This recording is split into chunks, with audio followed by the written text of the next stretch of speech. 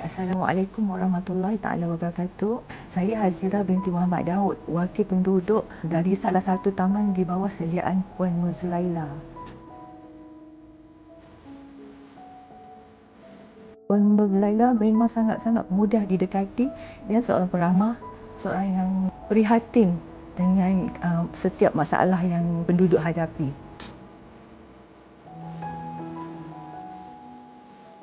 Beliau sendiri yang akan turun untuk menangani masalah-masalah dan adu-aduan yang diterima, terutama isu-isu kebersihan, kebajikan masyarakat dan sebagainya. Salah satu isu kebersihan yang saya ingat sangat, beliau sendiri turun ke salah satu kawasan flat yang amat kotor, berbau dengan masalah pembentungan yang tak diselaras. Beliau sendiri turun meninjau dan menyelesaikan masalah itu sehingga jayanya. Terima kasih kepada Puan Nuzulaila kerana sentiasa komited dan prihatin terhadap kebajikan masyarakat.